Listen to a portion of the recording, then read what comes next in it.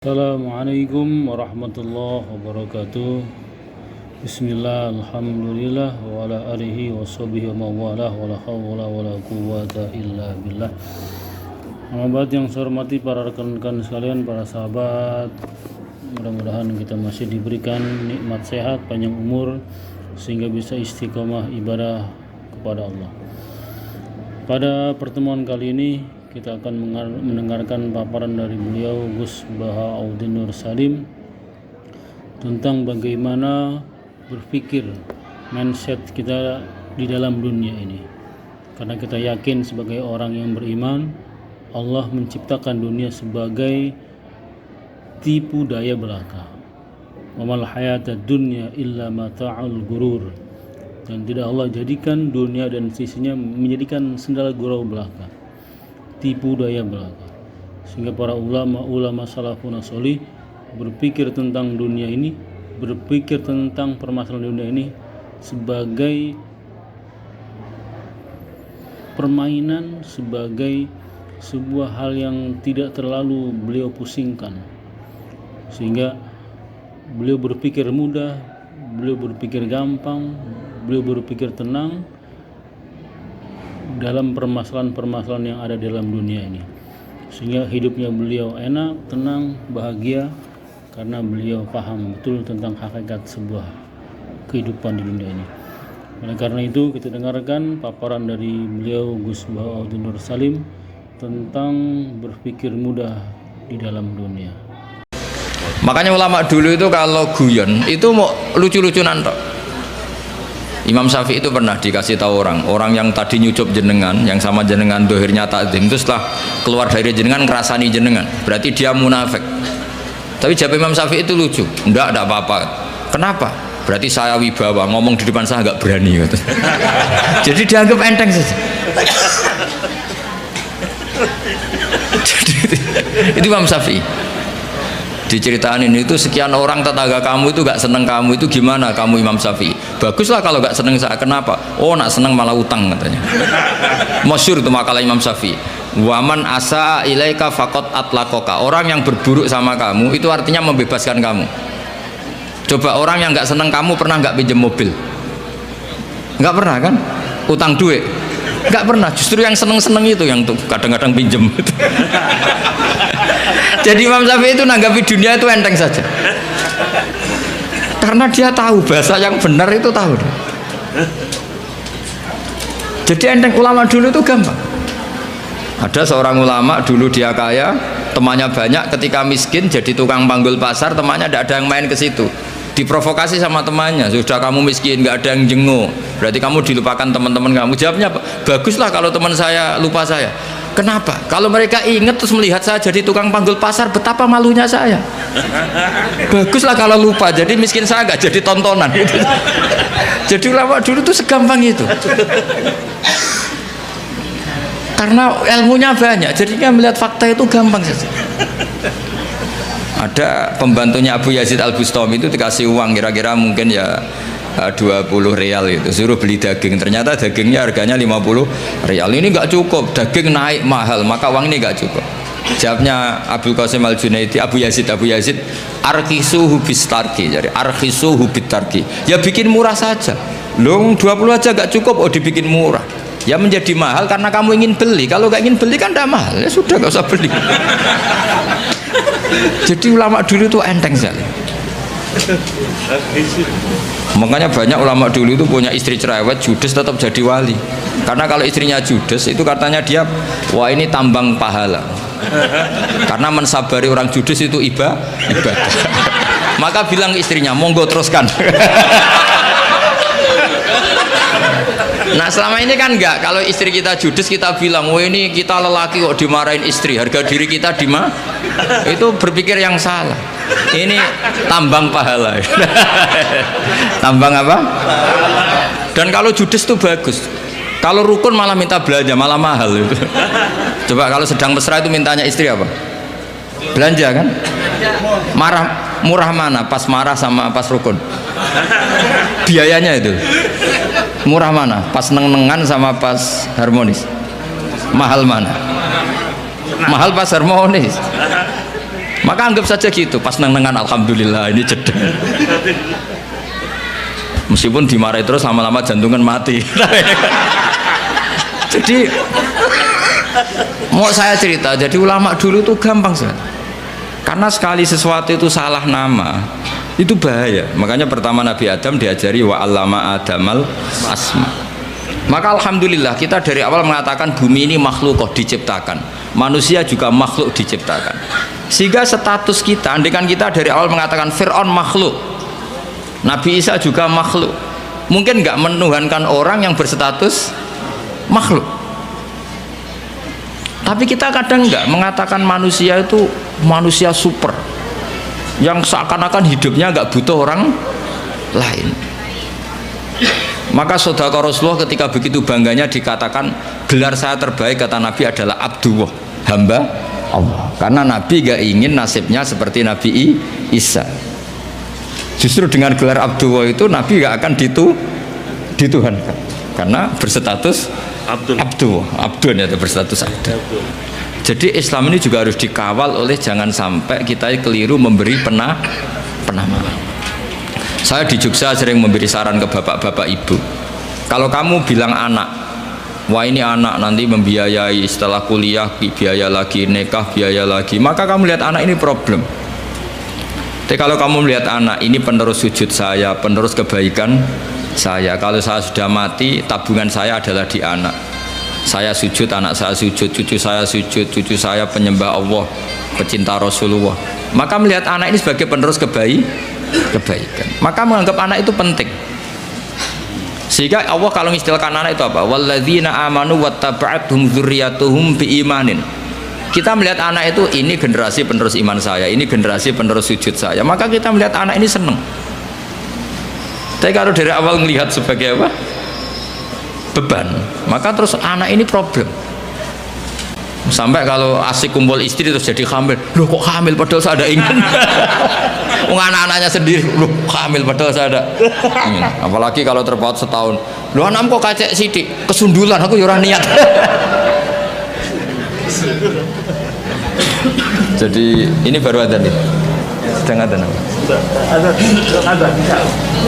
Belum.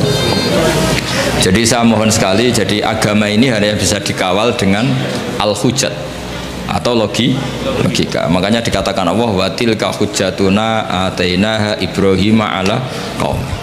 Tapi sekarang banyak orang itu nggak berlatih argumentasi, sehingga di tradisi Aswaja NU orang harus hafal akidatul awam, harus hafal sifat wajib 20, sifat muhal 20. Terus sifat wajibnya Nabi 4, sifat mukhalnya Nabi 4, sifat jaiznya 1. Tanpa itu semua kita tidak bisa ngawal apa? Islam. Karena pertarungan duniawi itu menyudutkan Islam. Misalnya Anda bilang katanya orang Islam itu hidupnya fid dunya hasanah, orang Ethiopia kok miskin-miskin, kamu tidak bisa jawab. Tapi kalau kamu membela Islam dengan logika, misalnya mereka menuhankan makhluk yang lahir di bumi, kamu menuhankan zat yang adanya sebelum langit dan bumi. Kira-kira kalau adu argumentasi menang mana? Keabsahan sebagai Tuhan. Tentu lebih logis yang ada sebelum langit dan bumi, yang layak berstatus sebagai Tuhan. Nah itu yang harus mengawal Islam itu. Liqaumi ya'qilun, liqaumi yatafakkar. Sehingga dulu Nabi itu kalau menerangkan tauhid itu gampang sekali. Saya berkali-kali cerita kalau ngaji dulu orang kafir jahiliyah itu Tuhannya banyak karena problemnya banyak. Sehingga ketika Nabi mengajarkan satu konsep Tuhan satu atau tauhid, itu mereka bilang gini, aja'alal alihata ilaha wahida inna hadza la syai'un ujab. Masa urusan banyak kok Tuhannya satu, ini aneh. Makanya mereka bilang apa? Aja'alal alihata ilaha wahida. Masa Tuhan yang banyak menjadi satu, ini aneh. Problem kita banyak, kasus kita banyak. Harusnya Tuhannya juga banyak. Terus Nabi secara santai menerangkan, kalau kamu jadi pembantu atau jadi budak terus punya majikan banyak, perintahnya beda-beda, kamu pusing enggak? Wah ya pusing Muhammad, mendingan majikan satu. Terus kanjeng Nabi bilang, inna rabbakum sayyidukum, Tuhan kamu adalah majikan kamu. Kalau Tuhannya banyak merintahkan semua, pusing kamu. Ya sudah mat, Tuhannya satu saja. Itu yang dimaksud daraba wa matsalar rajulan fihi syuraka'u mutasyakisuna wa rajulan salamal lirrajul hal astawiyani masalah. Alhamdulillah, Allah membuat satu perumpamaan, ada orang punya majikan banyak yang perintahnya beda dengan orang yang hanya mengabdi satu majikan. Kira-kira kamu milih mana? Milih yang satu majikan. Terus ketika mereka menuhankan berhala itu, Nabi bikin contoh itu sederhana sekali. Daraballahu masalan abdam mamlukan. Allah memberi satu perumpamaan begini. Nabi itu pidato begini. Andaikan ada budak yang buta, sudah buta tuli, kamu mau nggak tak kasih pembantu yang seperti itu? Wah ya nggak mau Muhammad, pembantu kok malah ngerepotin ya. Berarti itu nggak sah jadi pembantu, nggak sah. Lalu jadi pembantu saja nggak sah, kok jadi Tuhan? Yaitu berhala itu kalau potong tangannya terputus ya dibangun lagi, kalau kotor dimandikan. Itu kan Tuhan kok ngerepotin. Jadi abdan itu makanya disebut wator bahwa masalah rojulaini ahaduma abkam. Abkam itu nggak bisa ngomong, layak diru ala syai'in, melakukan apa saja nggak bisa. Wahwa kalun ala maulah, adanya hanya merepotkan. Jadi Nabi bikin satu logika, kamu mau nggak punya pembantu yang buta, yang bisu, yang tidak bisa melakukan apa-apa. Wahwa kalun ala maulah, yang adanya hanya merepotkan. Mereka jawab nggak mau Muhammad. Nah sekarang Tuhan kamu yang kamu sembah itu Lata Uzza, itu kan merepotkan. Kalau kotor kamu mandikan, kalau ada yang potong terputus kamu tata lagi. Itu logika. Sehingga terus orang kafir Mekah itu iman itu dengan logika. Nah, itu yang dimaksud lam yakunil ladzina kafaru min ahlil kitabi wal musyrikina munfakkina hatta ta'tiyahumul bayyinah. Orang musyrik selalu dengan logika kemusyrikatan. Sehingga datanglah al-bayyinah, logika yang begitu jelas.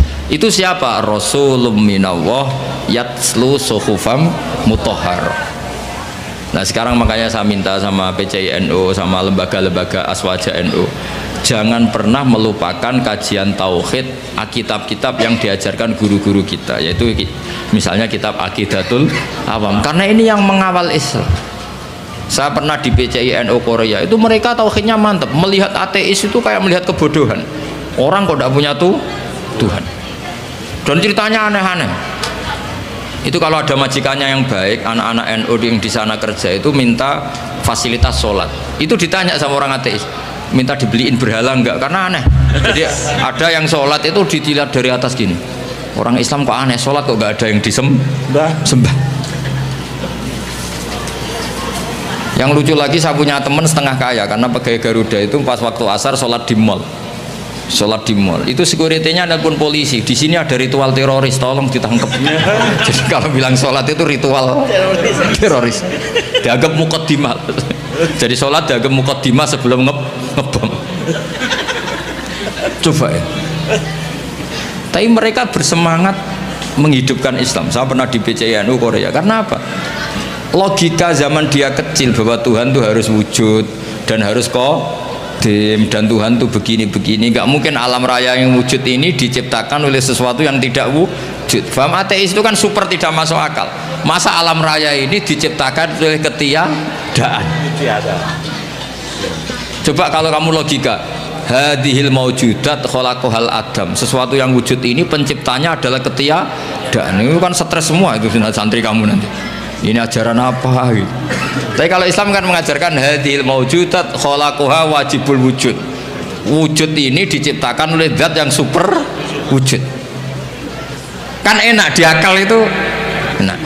Nah kalau sudah enak begitu disebut wajada halawatal iman. Kamu menemukan nikmatnya iman, atau yang disebut al-iltizat al-aqli, kenyamanan cara berpikir. Dan itu hebatnya NU. Makanya NU itu dulu Wali Songo itu mengajarkan itu tidak menguasai negara dulu, tapi menguasai logika. Kalau negara itu bentukan kemudian, makanya sebelum ada negara Indonesia, Islam sudah mayoritas, karena fa'innal uqula muttarratun ila qabilil haq. Yang namanya akal pasti terpaksa menerima kebenaran. Jadi makanya itu hikmahnya kenapa Kiai NU tidak menjadi ekstremis, tidak menjadi Islam yang keras radikal. Agama itu mudah diterima karena kebenaran itu mudah diterima, nggak usah paksa. Karena la ikraha fiddin. Kenapa la ikraha? Qad tabayyana rusydu minal ghayy. Mana benar mana salah itu pasti jelas. Ya, saya kira demikian. Assalamualaikum warahmatullahi wabarakatuh. Alhamdulillah, kita semua sudah mendengarkan paparan dari Gus Baha dengan penjelasan dan keterangan yang amat sangat luar biasa. Mudah-mudahan bisa menjadi tambahan ilmu, tambahan pengalaman, dan tambahan keyakinan agar kita bisa terus-menerus mengabdikan diri kita hanya kepada Allah. Cukup sekian, sampai kita bertemu lagi pada pembahasan lainnya. Ihdinas shiratal mustaqim. Wassalamualaikum warahmatullahi wabarakatuh.